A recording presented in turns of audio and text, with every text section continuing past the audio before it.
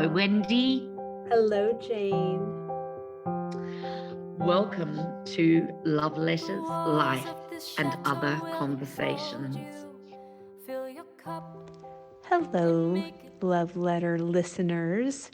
Jane and I are thrilled that you are joining us for these beautiful conversations. If you've been following along with us on Instagram, you know that we are currently together in France at Chateau Bosquet. Eek! However, this week's episode was recorded earlier when I was still nestled back home in snowy Massachusetts. We hope you love the conversation and invite you to share it with someone else who you think would love it too. Thanks so much. Don't let your dreams fade away like a maybe. Life keeps rolling on. And then Hello, Wendy. Hello, Jane. How are you? I'm really well. It's Sunday afternoon, and I've had a very, very lazy day in front of the fire writing out recipes. That sounds beautiful. It has been lovely, I must say. How is your day been so far? Well, yesterday we got 24 inches of snow. Yes. And So- were you in any danger of losing electricity? And Yes. right. So is there a massive storm warning right through? It was so interesting. I don't know what is happening, but the name, what they were calling this storm was an Arctic bomb cyclone snowstorm. And I just Oh my thought, gosh. I don't even know what that is because I have never heard those words strung together. So that sounds like the media trying to scare the bejeevers out of people. right. So, we get snowstorms and blizzards and, multiple 36 inches of snow in 24 hours. That's happened before. I've never heard it branded this way, but it was Say it again. What? Arctic bomb cyclone snowstorm. It's just No wonder my WhatsApp feed is full of people being concerned about one another. No Yes. wonder. Exactly. So I'm in Massachusetts and I'm inland. So actually Boston and the islands like Nantucket and Cape Cod, they got it pretty bad. Yeah. Typically we're in what's called a snow belt, which means if Boston gets 12 inches, we get 20.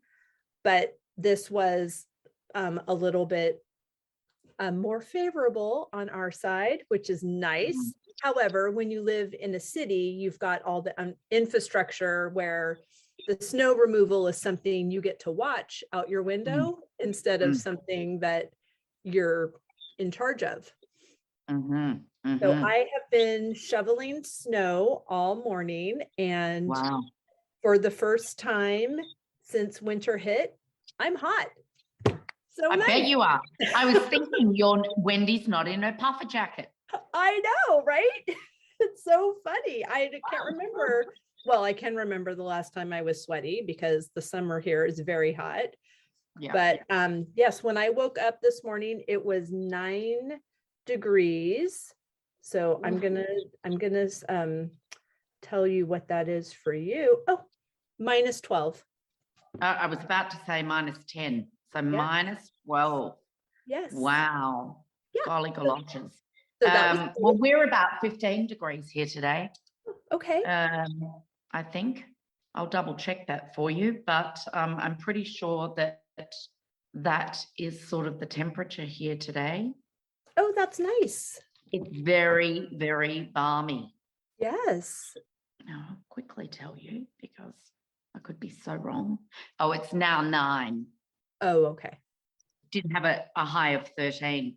It's going to be, oh, no, I thought it was going to be 12 in Paris tomorrow, but no, it's going to be 9 as well. But that's fine. 9 degrees That's like a really cold Melbourne winter day. Okay. And it's very, very mild for Normandy. And it's So- Paris. It doesn't matter what the temperature is. It's Paris. Exactly. Wendy, we did that lovely young Pueblo piece the other day.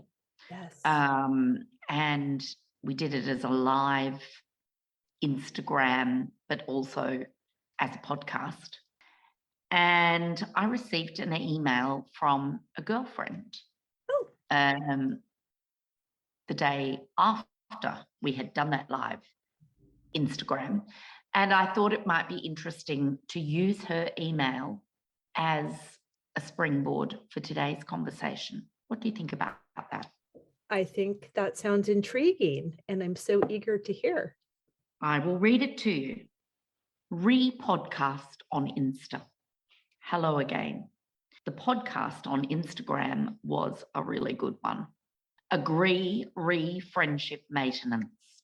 On this note, sometimes I have difficulty with the fact that you and I can be emotionally intimate with each other versus the fact that we live far apart and you are so often busy.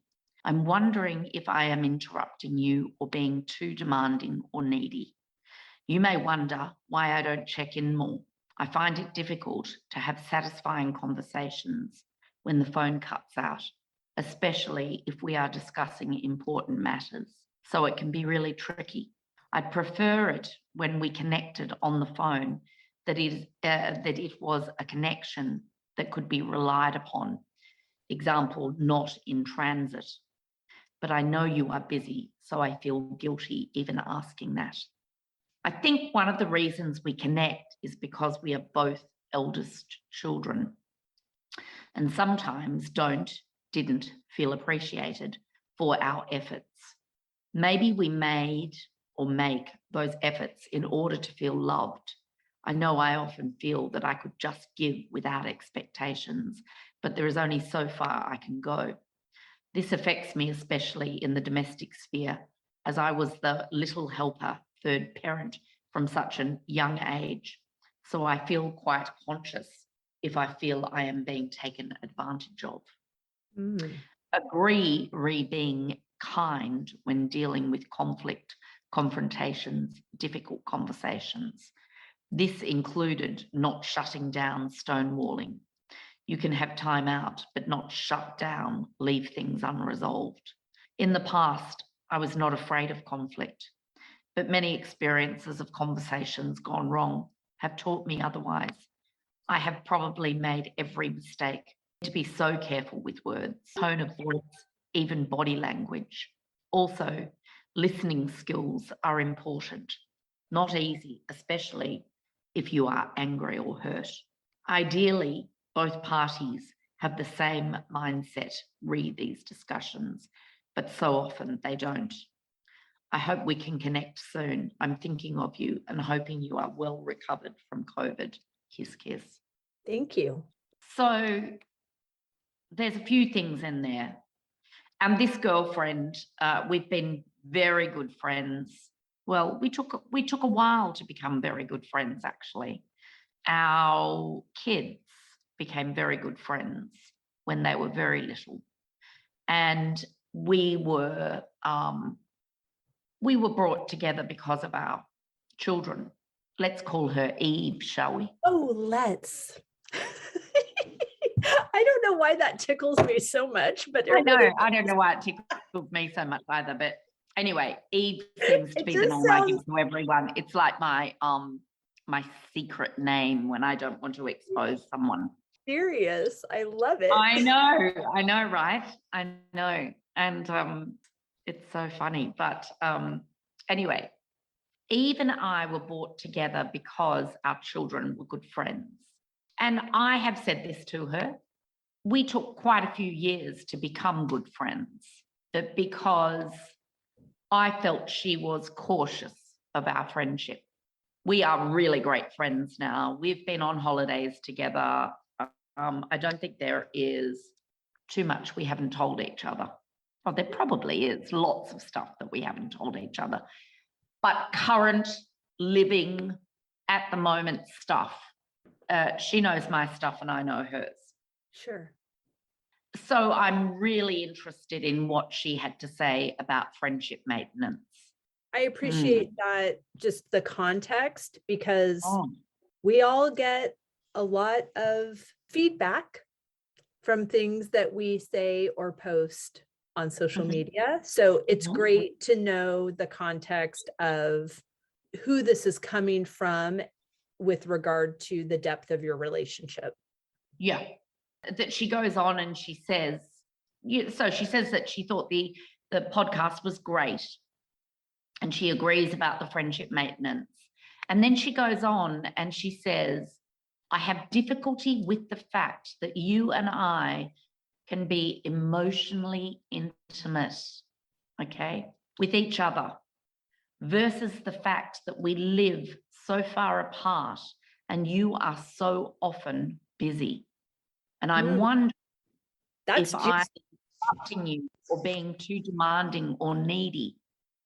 Okay, let's go back to emotional intimacy. That's juicy. That whole segment, that's juicy. Well, because no, you have not seen my manifesto yet, have you? For No, the next, ma'am. well, you're about to. Woo, can't wait. And I That's talk a, about, that's a week 4 thing. I think it's this week. Okay. I think it is this week. And I talk about emotional intimacy. I talk about intimacy, full stop, in that I want more the next 30 years. But I also talk about emotional intimacy. I looked up the definition of emotional intimacy because I don't know, I sort of thought that intimacy was a word that I would use with a partner only. Mm-hmm. Okay. Sure. So emotional intimacy is generally defined as a closeness in which both partners feel secure and loved and in which trust and communication abounds. That doesn't help me. However, That's Wendy. it actually, what I just heard when you shared that definition is there are times when I feel like I'm experiencing the beautiful essence of that definition with friends, Yeah. more so than a partner or a family member. So I thought that was interesting. Yes. So I went a little bit further because I thought, okay, I think it's just the whole word intimacy that Sure. threw me. But then when I thought about it, I thought, well, I have discussed things with this friend. You and I have discussed intimate things. Sure. So all of a sudden, I started to get this new definition for my own self about what I might think emotional intimacy is about. And so I looked up a little bit further and did a little bit more research. And I came across a list of some of the signs of emotional intimacy. You feel like you get each other. You're constantly thinking about that friend. Long conversations. Your values are in sync. You never get sick of talking to one another. And you're very comfortable with being vulnerable with each other. Then I felt okay about it. I mean, I had never thought of using that word with a friendship. Isn't that interesting how our definition or our perception of a word it really plays a part. I'm currently being reminded that I have a bit of a roadblock with the word deserve. So when someone says like this great thing, I'm like, ooh, do I deserve? It feels to me when I hear the word deserve, I feel the word entitled, and I Yes. don't like that. So I'm needing to dig in to that feeling. Mhm. In fact, I'm reading The Art of Possibility. Thank you again for that Yeah.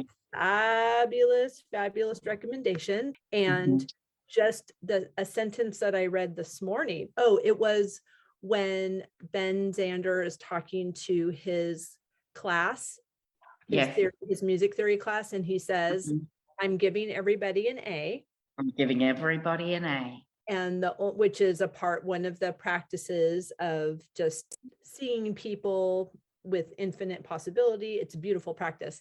But in the example, he says that he's going to give everyone in his class an A, and the only thing that they need to do is within the next 2 weeks write a letter that's dated 9 months from now at the end of the class that starts with, Dear Mr. Zander, Yes. I deserve the A because I did this, and Yeah. list all the things that they're going to become and what they're just, setting. Oh, no.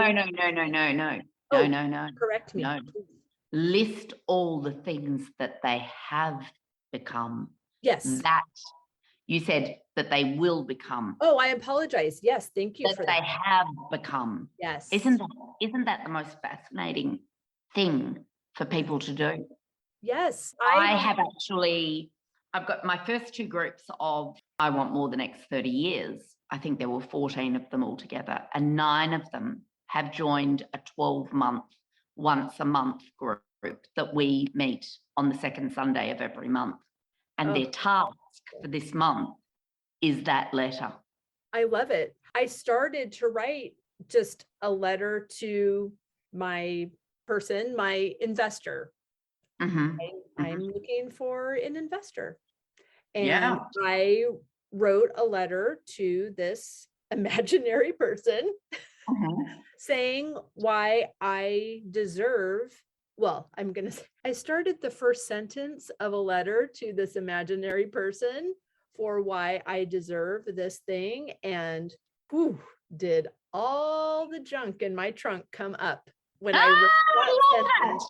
Oh, and then the dog barked, and I thought, oh, okay, I better go attend to my day. And I just put that down. And well, that's going to be amazing when you go back to read what you put down. I haven't written anything. I only wrote that sentence, and so much came up for me that I was out.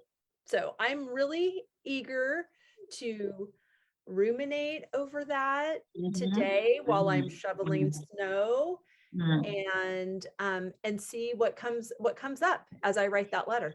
It's a little bit like and I don't know whether it's something that's done in American schools, but in Australian schools, they do this thing called the time capsule. And when the children are in their last year of junior school, they write a letter to themselves for their graduation day. Oh, that's beautiful. It's really beautiful, and it's popped into a time capsule and it's given to them on their last day of school. I've got all my kids' time capsule letters. It's a really, really worthwhile exercise. It really is. Yeah. Oh, I love it. And it's reminding me of another conversation we were having regarding Atomic Habits, the book by James Clear. I just downloaded that today, and that is my drive into Paris tomorrow morning. Right. Well, I've read it before, but I thought just put it on audio and revisit it in the car. Good idea. And his principle of every time we practice this habit, we are casting a vote for the person we want to become. Yes. And isn't it a wonderful thing to think that you can become something more, something evolved, something that has grown from who you are today? I love that. Yes. And getting back to Eve's email to me, because, she says to me, I wonder if I am interrupting you or being too demanding or needy. And I hate that she's felt like that.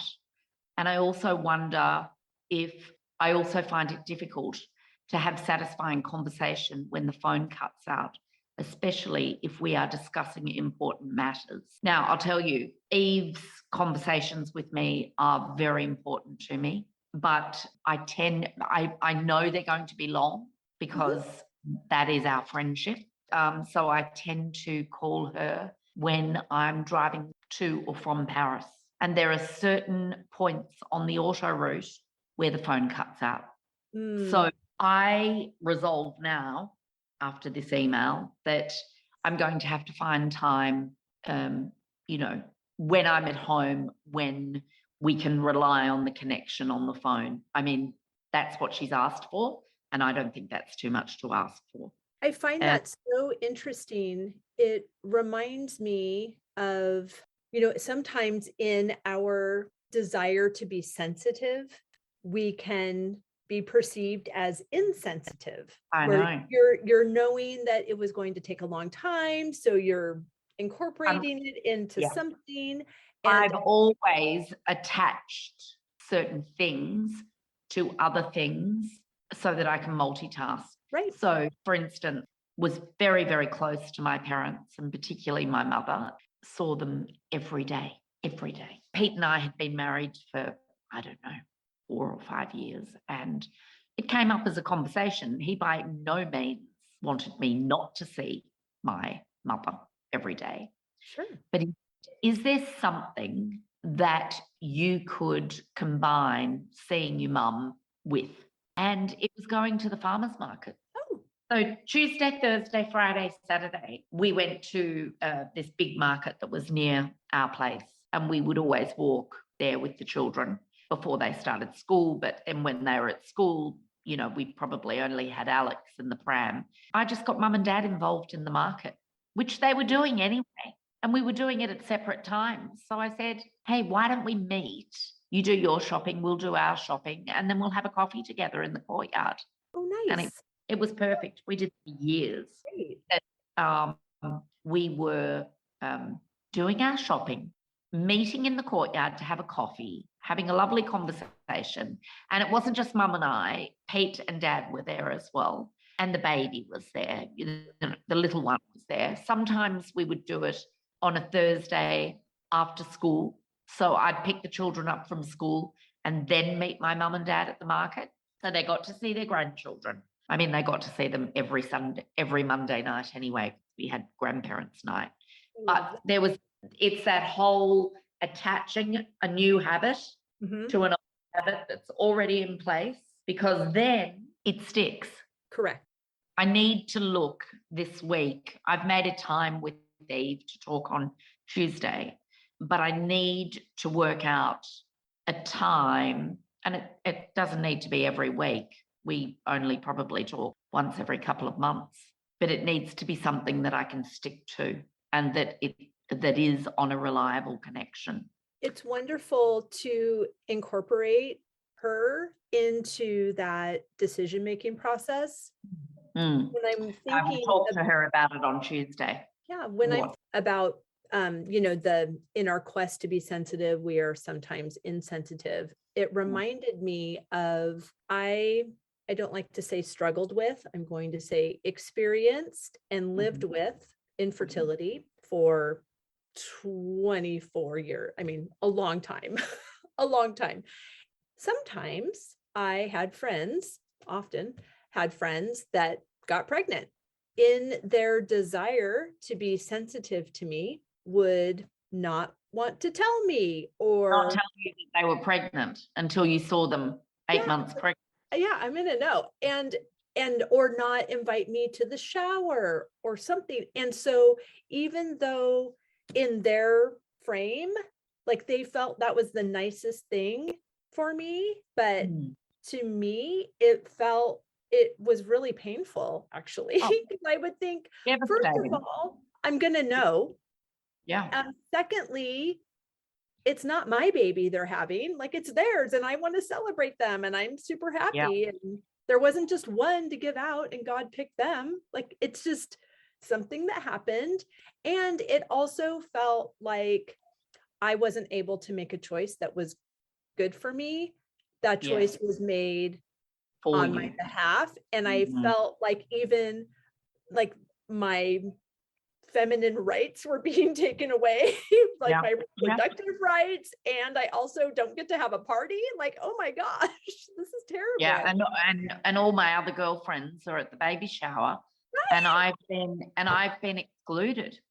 And I'm Yeah, fun at a that must have party. been hard. I'm fun at a party. Like, you want me to be there. I'm your girl. I bring the Yeah. champagne. You can't drink it, so I'll drink it for you. So it's been having that experience, like all the experiences we have, really just help us see another side. Exactly. So that when we're in other situations or making decisions for other people that we think are really nice of us to be so considerate, sometimes it's really important to loop that other person in and to come to a decision that works for both parties, that everyone feels validated, and that it's the right time of day to have a phone call or accept an invitation to a party. Yeah.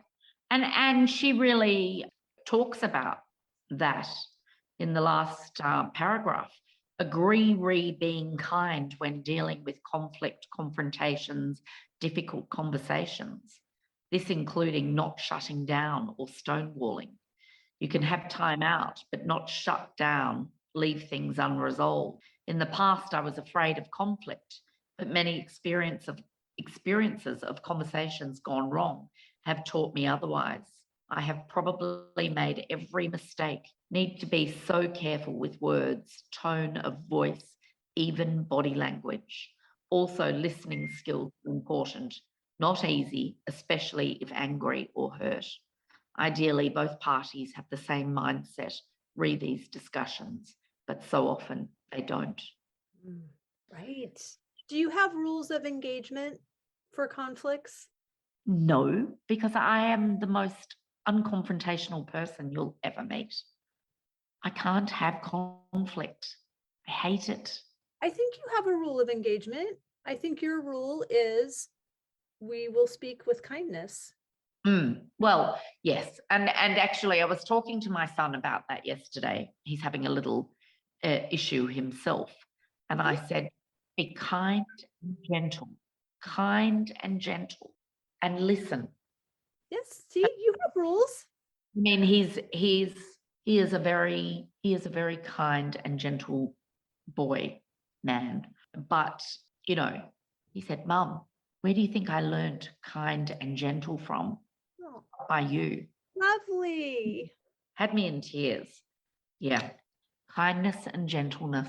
And I think if you just keep reminding yourself when you do sit down, and I suppose you're right, those are the rules of engagement. If you're sitting down to have a hard confrontational conversation or just a hard conversation, I don't even want to use the word confrontational. Right. Because that I want to run from a million miles. Sure.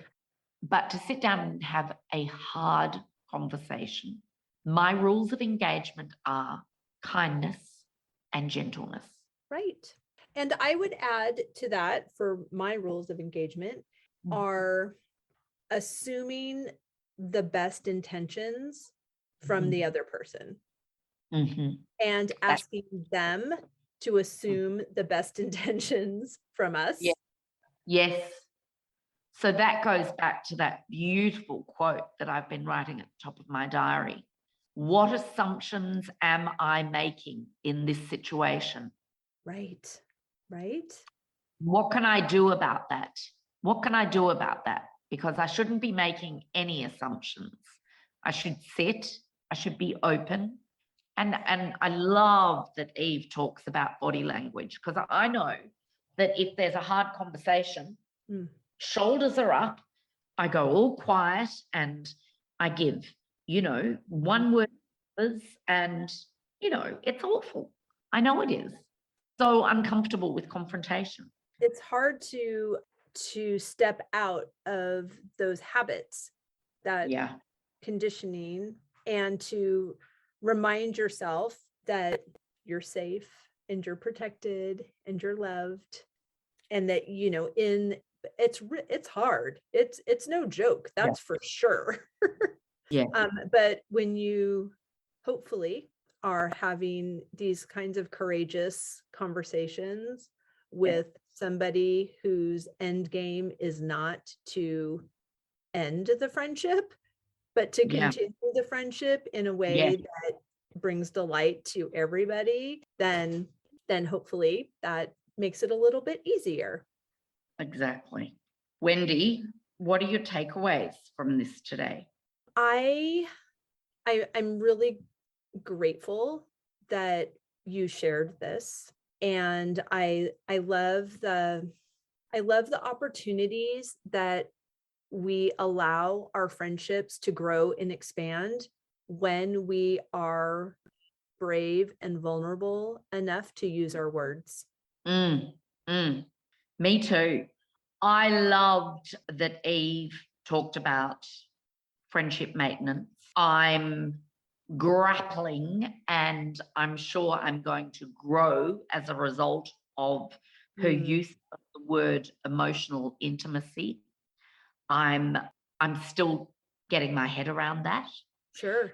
And the other thing that I loved in this email was when she said to me, I wonder often if I am interrupting you or being too demanding or needy. Now, no one has ever said that to me. I've said that to someone before, Oh, and I interesting. felt very vulnerable when I said it. But no one has said that to me before. So I loved that she said that, because to me, it validated that it was okay to say, I'm really sorry if I'm demanding and needy, which I said to someone a couple of years ago. And so I love that Eve said that to me, because I think, well, I'm not the only one that gets myself in those sorts of pickles. Isn't it amazing how that makes us feel? Yeah. When you hear something and you say, oh my gosh, me too. Me too. Even if it's not something fabulous. No, that's right. Well, it's better when it's not something fabulous, isn't it? Because it just shows, I mean, that's where empathy just comes together, doesn't it? Sure. When you say me too. You might just be listening and listening and listening, and then all you have to say is, oh gosh, me too, or I get that, or I so understand what you're saying. You know, you don't have to say much. Right. You just feel seen and heard, and that speaks volumes. Yes. Well, I loved this conversation, Wendy, as usual. Me too. Thank you again for sharing that. There was just so much in her email. I felt it was such a beautiful springboard to discuss a couple of things that had come up over the last couple of weeks. And I look forward to our next conversation. As do I. Have a lovely evening. You too, Wendy. Toodaloo. Bye-bye. We have loved this conversation and sharing this love letter with you, and we would like to invite you to send us your love letters. Visit the link in the show notes to send us your letters and to join our email list. See you next week.